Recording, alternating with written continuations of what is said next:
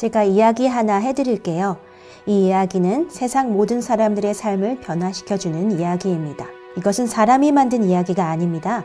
대신 이 이야기는 가장 높으신 하나님의 말씀인 성경에서 나온 이야기입니다. 그래서 이 이야기는 사실이며 믿을 수 있습니다. 이 세상에는 오직 한 분, 하나님만 계십니다. 그분은 가장 높으신 하나님이십니다. 가장 높으신 하나님은 어떤 사람보다, 어떤 영보다, 종교적 선생보다, 정부보다, 혹은 사람들이 섬기는 우상보다 더 능력 있으신 분이십니다. 아무것도 없었던 태초에 하나님이 존재하셨습니다.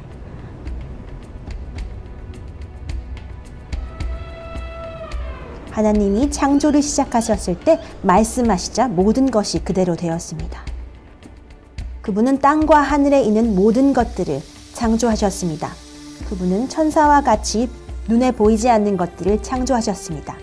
천사들은 하늘에서 하나님을 예배하고 하나님을 섬기기 위해 창조된 아름다운 영적 존재들이었습니다. 하나님은 또한 눈에 보이는 것들, 해, 달, 별, 땅, 모든 식물과 동물들을 창조하셨습니다. 마지막으로 하나님은 자기의 형상을 따라 남자와 여자를 창조하셨습니다. 하나님은 모든 것을 창조하시고 보시기에 좋았다라고 말씀하셨습니다. 하나님은 남자와 여자를 아름다운 동산에 살도록 하셨습니다. 그들은 매일 하나님과 동행하며 하나님과 그리고 서로에게 매우 좋은 관계를 가졌습니다.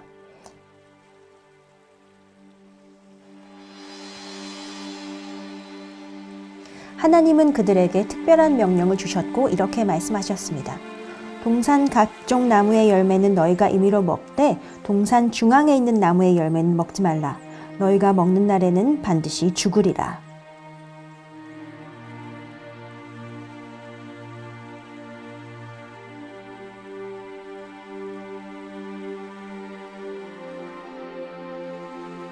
남자와 여자는 하나님과 그리고 서로에게 완벽한 관계를 갖고 있었습니다. 하나님은 우리를 하나님과 그리고 서로에게 이런 관계를 가지며 살도록 창조하셨습니다.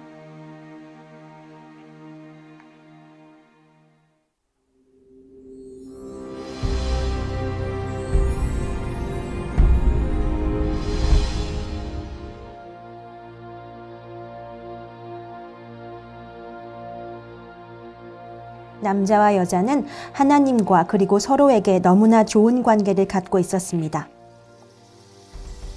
하나님이 창조하셨던 천사들을 기억하십니까? 그 천사들 중 하나가 매우 교만해졌습니다.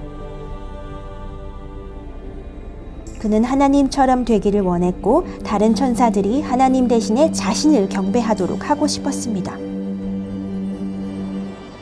그러나 경배받으실 분은 오직 하나님 한 분뿐이십니다. 그러므로 하나님은 불순종한 천사를 하늘에서 쫓아내셨습니다.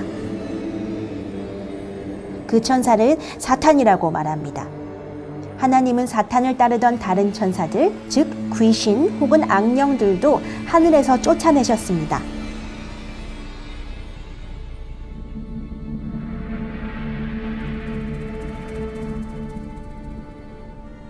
어느 날 사탄은 여자를 유혹하여 금지된 나무의 열매를 먹으라고 했습니다.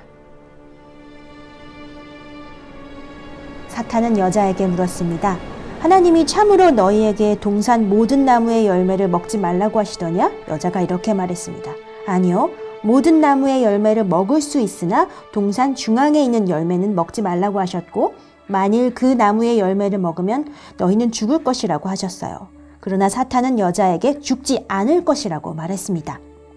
대신에 너는 하나님처럼 될 것이라고 했습니다. 여자는 사탄의 말을 듣고 그 열매를 먹었습니다. 그리고 그것을 남편에게 주었고 그도 그것을 먹었습니다. 그날 두 사람 모두 죄를 지었습니다. 하나님의 명령에 불순종하는 것이 죄입니다. 하나님은 의로우시고 거룩하십니다. 우리가 하나님께 불순종했을 때 그는 우리를 벌하셔야 합니다. 그래서 하나님은 남자와 여자를 동산 바깥으로 쫓아내셨고 하나님과 그들과의 관계도 영원히 깨졌습니다. 그 남자와 여자와 같이 우리 모두도 죄를 범했습니다. 하나님과 우리와의 관계도 깨어졌고 죄의 결과로 우리가 죽은 후에는 지옥에서 영원한 형벌을 받게 됩니다. 우리는 하나님께서 계획하셨던 하나님과의 영원한 삶을 살 수 없게 되었습니다. 어떻게 해야 할까요?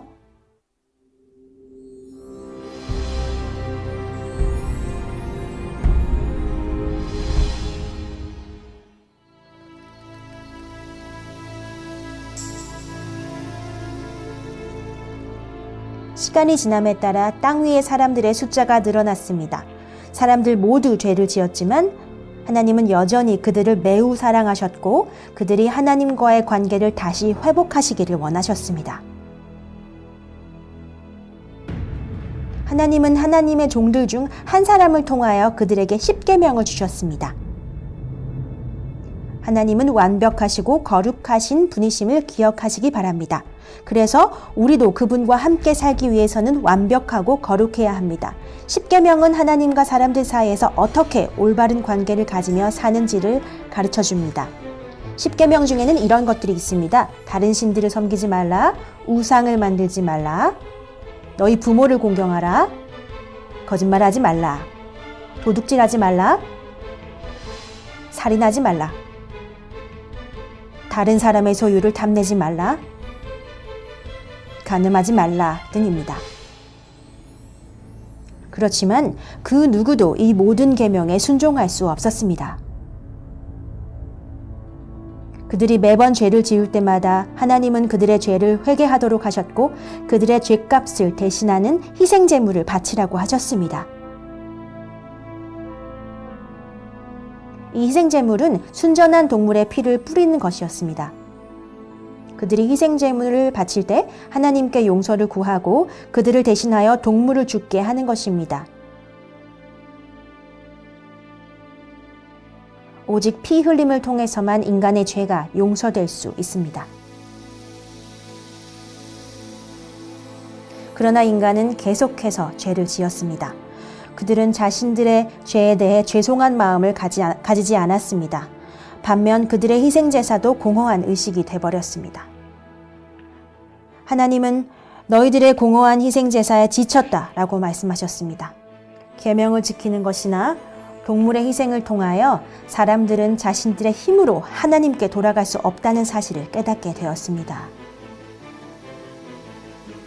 그러면 어떻게 해야 할까요?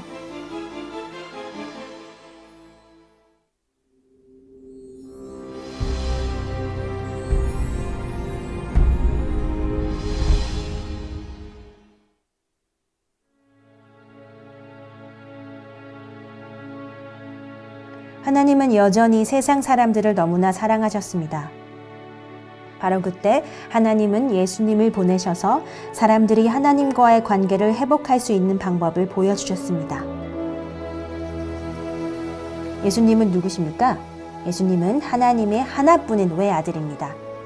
예수님은 참 좋은 선생님이셨습니다. 사람들이 그분의 말씀을 듣는 것을 좋아했습니다. 하나님께 어떻게 돌아갈 수 있는지를 가르쳐 주셨기 때문입니다. 예수님은 또한 기적의 능력을 행하신 분이셨습니다.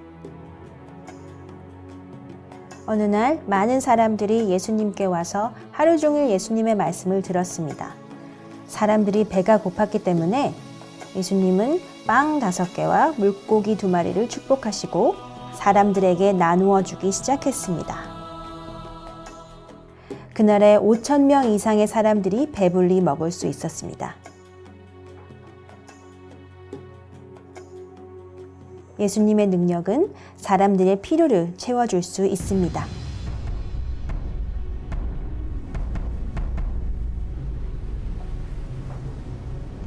한 번은 예수님이 제자들과 함께 배를 타고 큰 호수를 건너가고 있었습니다.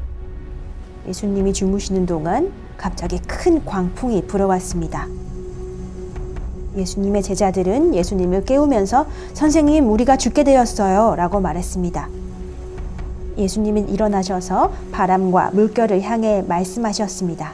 "잠잠하라, 멈추어라." 바람과 파도가 즉시 잠잠해졌습니다. 예수님의 능력은 자연의 세계보다 더 크십니다.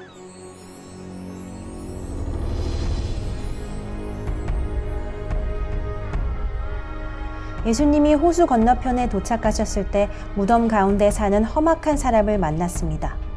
그는 많은 귀신들이 들려있는 매우 위험한 사람이었습니다. 예수님은 그 사람을 보시고 그 사람조차도 사랑하셨습니다. 예수님은 귀신들에게 명하셨습니다. 나가거라! 귀신들이 즉시 떠났습니다. 그 사람의 정신은 온전해졌습니다. 예수님의 능력은 모든 악한 영들보다 더 크신 분이십니다.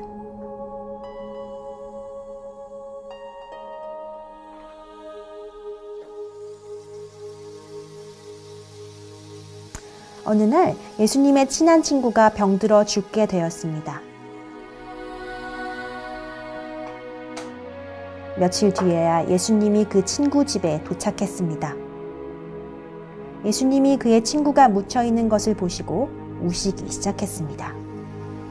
예수님은 무덤 앞으로 가셔서 말씀하셨습니다. 친구야, 나오게나. 그의 친구는 무덤에서 걸어 나왔습니다. 살아났습니다. 예수님의 능력은 죽음보다 크십니다. 예수님이 이 모든 것들을 행하신 이유는 우리를 사랑하시고 우리가 하나님께 다시 돌아가기를 원하시기 때문입니다.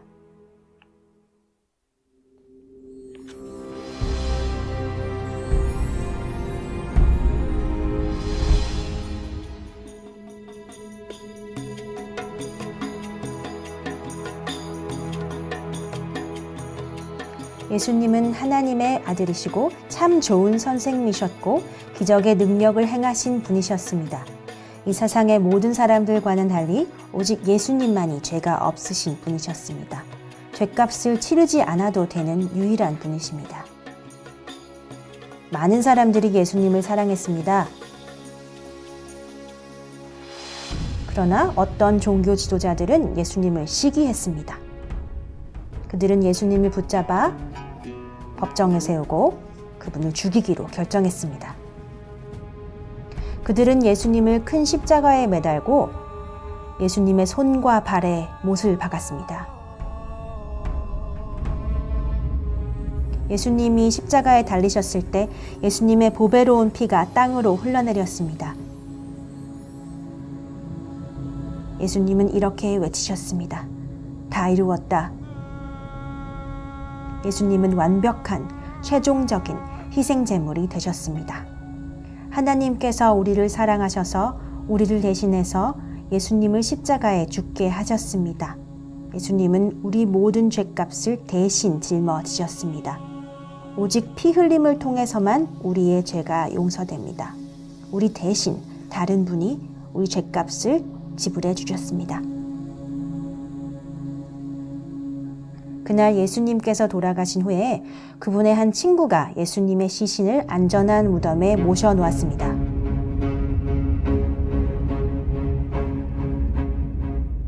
그러나 이 이야기는 여기서 끝나는 것이 아닙니다.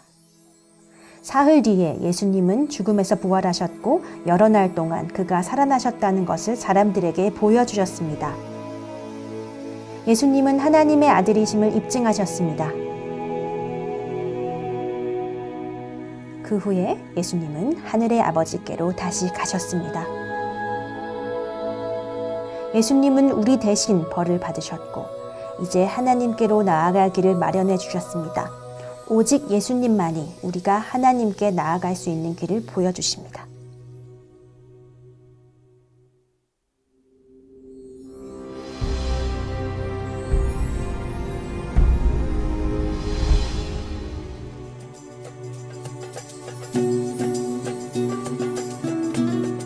예수님이 이 땅에 계셨을 때 한 이야기를 해주셨습니다. 둘째 아들이 그의 아버지께로 가서 아버지, 제게 돌아올 유산을 주세요 라고 말했습니다. 둘째 아들은 먼 나라로 가서 가진 돈 전부를 탕진하고 말았습니다. 모든 것을 탕진하고 난 뒤에 가장 하찮은 일인 돼지 키우는 일을 하게 되었습니다.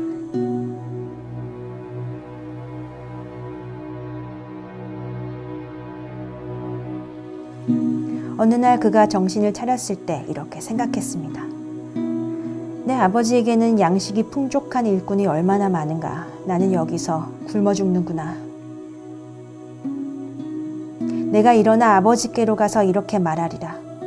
아버지, 내가 하늘과 아버지께 죄를 지었사오니 지금부터는 아버지의 아들이라 일컬음을 감당하지 못하겠습니다. 나를 품꾼의 하나로 봐주세요.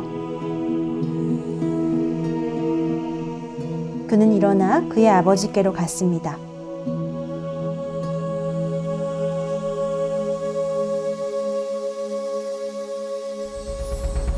아직도 먼 거리에 있는데 아버지가 그를 보고 측은히 여기셨습니다.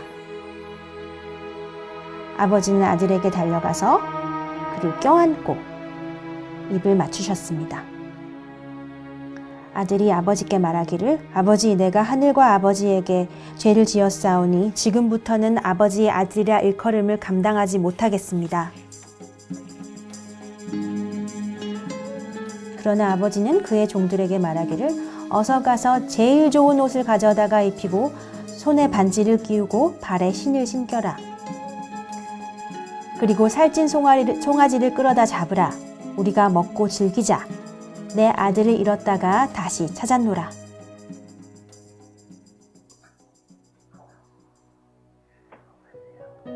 우리 모두는 둘째 아들과 같습니다. 죄를 짓고 아버지 하나님을 떠났습니다. 그러나 그 아들과 같이 하나님께로 돌아갈 수 있습니다. 우리 모두는 우리 죄에 대한 용서를 구하고 하나님께 돌아가서 그분의 자녀로 살아야 합니다. 예수님은 이렇게 말씀하셨습니다. 내가 곧 길이요 진리요 생명이니 나로 말미암지 않고는 아버지께로 올 자가 없느니라.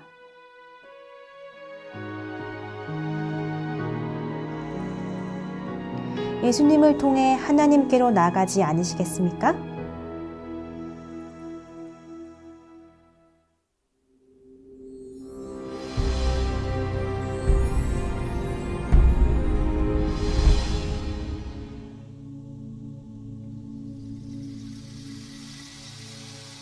예수님만이 우리를 하나님께로 인도해 주실 수 있습니다.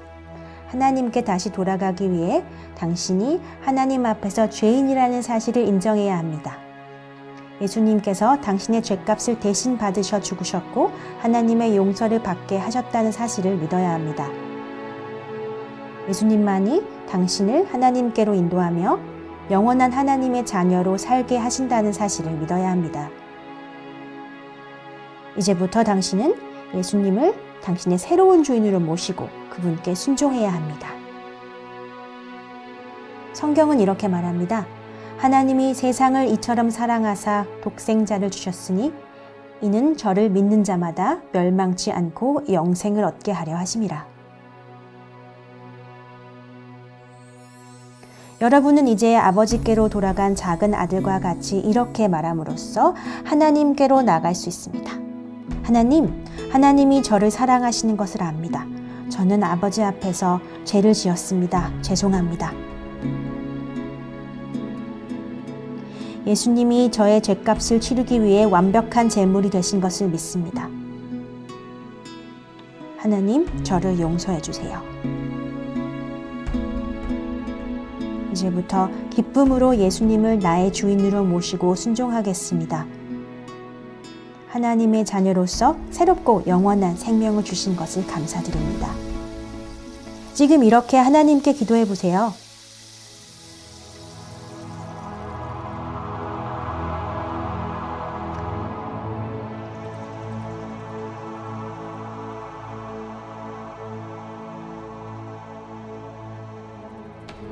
만일 여러분이 진심으로 하나님께 기도했다면 이제 여러분은 하나님의 자녀가 된 것입니다. 하나님은 여러분이 하나님의 자녀가 되었다는 사실을 다른 사람에게도 알리기를 원하십니다. 하나님의 계획은 여러분 혼자만 하나님께로 돌아가는 것이 아닙니다. 여러분을 통해 여러분의 가족과 친구들도 하나님께로 돌아와서 하나님과의 관계와 사람들과의 관계도 회복하시기를 원하십니다. 이 이야기를 들어야 할 사람들이 누구인지 아시죠?